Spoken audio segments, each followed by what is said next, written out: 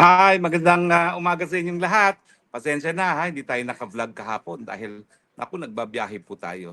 Ngayon po, narito kami sa Geneva, Switzerland kung saan magkakaroon po ng pagpupulong ang mga maisog at kailangan talaga maging maisog sa dami ng pagsubok sa ating inang bayang Pilipinas. No?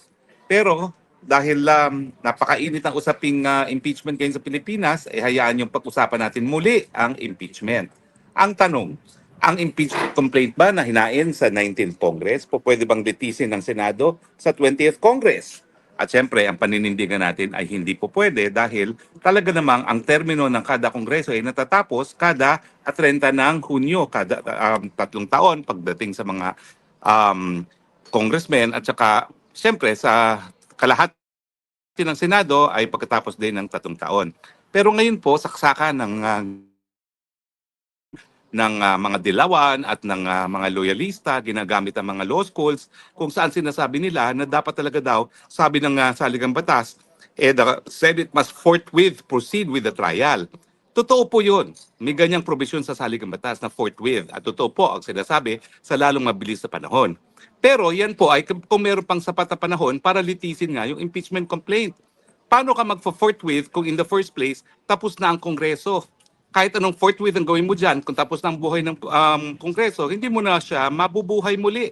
Ang solusyon dyan, maghain sa susunod na Kongreso, pero dahil merong 1 year ban, kinakailangan antayin muna yung matapos yung pangunang taon, matapos maisang pang impeachment complaint na yan, at saka magkasang panibago. Kung may buhay pa ang Senado, gaya naman na nangyari doon sa impeachment ni Corona, sa impeachment ni ah, Ombudsman Gutierrez at saka yung impeachment ni Chief Justice Davide, siyempre, kinakailangan forthwith schedule. That is, kung meron pang panahon. Pero kung wala ng panahon, that is a legal impossibility. Now, dapat ba ma-convince na kinakailangan litisin pa rin miski patapos na ang 19th Congress dahil ang mga law professors ay lumagda? Sa tingin ko, hindi. Kasi alam niyo po, ang mga law professors, at ako naman po ay mahigit 20 years na naging law professor, kanya-kanya po kaming specialization. Now, hindi naman po ibig sabihin na palibasa sila ay mga law professors, bihasa sila sa constitutional law. Talaga naman pong complicated issue itong hinaharap natin na nagsimula ang impeachment complaint sa House ng 19th Congress pero hindi matatapos sa 20th Congress. No? Consistent naman pong sinasabi nila na ang legal na basehan lamang ay yung gamit na forthwith. Lalong mabilis na panahon, simulan ng Senado ang paglilitis. Pero yun nga po kung tapos ng Kongreso, yung forthwith, wala nang ibig sabihin yon kasi hindi naman po pwede mag-proceed ang isang Kongreso kung talagang tapos na ang kanilang termino. Now, may sinasabi sila na meron daw mga desisyon na nagsasabi na the Senate is a continuing body. Well, it is a continuing body only because yung kalahati nga po ng Senado ay hinahalal every 3 years. Ibig sabihin, walang panahon na walang miyembro ng Senado, hindi gaya ng Kamara del Representante, na po pwedeng magkaroon ng walang kongreso. Dahil kada 3 taon sila po ay hinahalal ng taong bayan. Ang problema, maski meron tayong 12 senador na natitira, wala naman silang quorum kasi ang quorum ay 13 at ang membership nila ay 12 lamang. So ang tanging meron lang sa Senado kapag hindi pa nahahalal ang 12 senador ng mga bago ay yung pagkakaroon ng Senate President. At sabi ko nga, ito importante na magkaroon ng Senate President para merong continuity in case at ang Vice Presidente, ang tatayong acting president is the Senate President. Pero siyempre unlikely naman yun kasi unlikely na parehong Presidente at Vice President mawawala. But in case mawala ngayong dalawa, nandiyan ang Senate President. At hindi mawawala ng Senate President ng Senado kasi nga, yung sa dosing yun, meron talagang Senate President na nakaupo. Now, ang aking sinasabi ay wala naman pong problema na maituloy ang impeachment pero antayin nila ang bagong kongreso. At saka, i-file nila yan within yung pagtapos na yung 1 year period.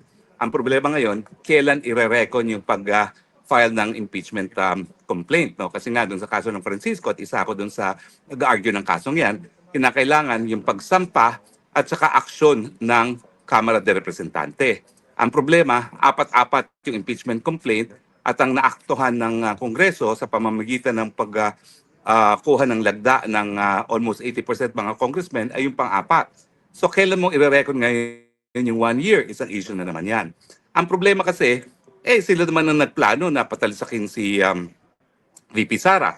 Alam naman ng mga kongresista ko anong sinasabi ng Korte Suprema sa kaso ng Francisco versus sa House of Representatives. And yet, hindi nila inaktuhan yung tatlong naunang impeachment complaint ng mga dilawan at saka ng pulahan. At yung pang-apat ay kinalap talaga nila yung lagda ng mga congressman na alam natin ay mga lumagda dahil lamang sa pinamimigay ng mga ayuda. No? In other words, binaribe sila. So kasalanan nila yan. In the first place, dapat kinumpute nila yung 1 year period at saka dapat inaktuhan na nila ng mas lalong mabilis na panahon yung unang impeachment complaint na hinain ng mga dilawan. Wala, natulog sa pansitan tapos ngayon sinisisi ang Senado. Now, pwede ba talaga nilang pilitin ang Senado? Naku po, hindi. Kasi nakasaad sa saligang batas talaga na the Senate shall be the sole judge of impeachment trials.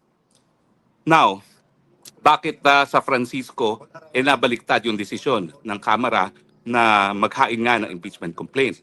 Well, dahil isa po ako dun sa abogadong nag-argue ng kasong yan, ang diferensya po niyan, ang kinuwestiyon namin sa Francisco ay yung ginawa ni Gibo Teodoro na nagsampa ng panibagong impeachment complaint na meron ng lagda ang sapat ng congressman sa loob ng 1 taon matapos maisampa ang impeachment complaint na dinismiss ng Senate ng House Committee on Justice. At sinabi namin na yung pagsulong ng second impeachment complaint ay barred by the Constitution kasi it constitutes a prohibited second impeachment complaint within 1 year. At sinang-ayunan naman kami ng Korte Suprema. Anong diferensya niyan doon sa kaso ng Francisco at saka dito sa magiging kaso ngayon, no? Kung kukwestiyon nila ang desisyon ng 19th Congress sa Senado na wag ipagpatuloy ang impeachment complaint. Well, abogado naman po yan si Chief. So ang gagawin niya, magkukonvince sila as an impeachment court. And as an impeachment court, magdidesisyon sila dismissed kasi wala ng oras. At saka magkakaroon na ng lack of jurisdiction kasi hindi nga po pwedeng mabuhay ang isang impeachment complaint doon sa susunod na Kongreso. Pwede bang question yan sa Korte Suprema? Hindi na. Kasi malinaw na malinaw ang probisyon ng saligang batas. The Senate of the Philippines shall be the sole judge in impeachment trials. At ang mangyayari dyan, pag sila nag-convene na as a Senate Impeachment Court, desisyon na yan ng impeachment court na ma-dismiss dahil lack of jurisdiction na nga, dahil ang ibig sabihin, dapat matapos nga ang paglilitis ng complaint na yan within the period or the term of the or on or before June 30, 2025 na imposible na. Kasi kung sa 12 sila ay magbabasa ng charges, napakadaming mga testigo yan, hindi na madidinig ng Kongreso, ng Senate during the 19th Congress ang mga ebidensya na ilalatang nila laban kay Sara Duterte. Now, ito ba ay isang paglabag sa saligang batas? Hindi. Ang dapat sisihin, yung Kamara de Representantes sa ilalim ng tambaluslos kasi nga sila ay nagpapatay-patay.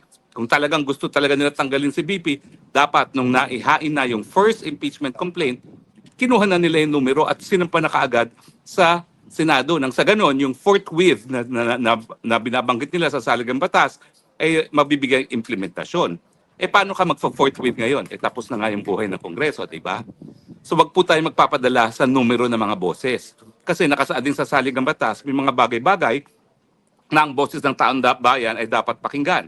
Una-una, doon sa pagsisanti ng presidente, ayaw nyo naman sisantihin yung bangag ng presidente. No? Pangalawa, sa eleksyon, kung sino maging senador at sino magiging representante no, sa Kamara de Representante at lahat ng opisyalis na hinahalal ng taong bayan. Pero pagdating sa impeachment, magdedesisyon. Tanging Senado lamang ang magdedesisyon kung magtutuloy ang impeachment trial, kung meron pang panahon, at pangalawa, kung guilty or not guilty. Yun ang ibig sabihin ng sole judge. Kasi nung kami nag-argue ng kaso ng Francisco, may mga tao, mga legal luminaries gaya ni Jovi Salonga at ni Judge Raul Pangalangan, yung Filipino naging judge sa ICC, na naging amicus curiae or friends of the court. At sila mismo nagsabi, maski na ang kino-question namin ay yung hakbang ng Kamara de Representante sa paghain ng pangalawang prohibited impeachment complaint, ang sabi ni dating Senate President Jovito Salonga, out of delikadesa, dahil ang ini-impeach ay isa sa membro ng Korte Suprema, hindi na dapat pigilan ng Korte itong impeachment trial na ito. Pero ang naging desisyon pa rin doon sa kasong yon ay kinilala yung standing o karapatan ng mga ordinaryong mamamayan na maghain ng kaso laban sa gobyerno kung may nalalabag na probisyon ng saligang batas. Yan yung tinatawag na citizen standing to sue. Grave abuse of discretion ang Kamara de Representante nung sila ay nagsampa ng prohibited second impeachment complaint. Magkakaroon ba ng grave abuse of discretion sa parte ng Senado when as a Senate impeachment court, i-dismiss nila dahil wala ng oras? Hindi po. Kasi nga, sole judge. Yun, pagdating naman dun sa kaso ng Francisco, aksyon ng Kamara de Representante ang kinuwestiyon. Kaya nga, Francisco versus House of Representatives. Ang restraint talaga is yung pag-transmit sa Senado ng prohibited second impeachment complaint. Pero ngayon, kung magsasampa ng kaso para i-compel yung pagpapatuloy ng Senate impeachment trial, ang didemanda mo ay ang Senado. Paano gagawin mo? May express provision sa saligang batas na sole judge ang Senado sa lahat ng impeachment trial. So, imposible. Pag sila ay nagdesisyon sa bilang isang impeachment court, wala na pong grave abuse of discretion yan. Dahil talagang nakasulat doon, sole. Ano ibig ng sole? Wala nang ibang kahit sinong institusyon na po pwedeng magdesisyon kundi ang Senado lamang. Anyway, yung mga dissenting votes dyan ay po pwede naman silang magboto against the motion to dismiss it. No? At yan naman po ay maiukit sa kasaysayan ng Senado. Pero sa tingin ko, ay tama po ang magiging paninindigan ng mga senador na boboto na ibasura ng impeachment complaint kapag dating po ng June 30, 2025. Ang tanong, may sapat bang numero? Well, yan po ay pag-uusapan natin sa susunod na edisyon ng Spokes Hour. Dahil ang kinakailangan natin ay 13 na boto para i-dismiss. At tingnan natin kung merong sapat na boto. Pero preliminarily, ang sigurado lang na boboto dyan para ma-dismiss, yung tatlong PDP, yung si Bato, si Go, at saka si Padilla, yung dalawang sinuportahan ni BP Sara, Marcos at Villar. So, 5 pa lang ang siguradong boboto para ma-dismiss yung impeachment complaint na yan. Ang kinakailangan 13. Meron pa bang 8 na boboto para ma-dismiss? Well, pag-usapan po natin yan sa susunod na Spokes Hour. Bukas, isa-isahin natin at himay-himay natin ang posibleng maging boto ng mga senador kung itutuloy ang impeachment trial o hindi.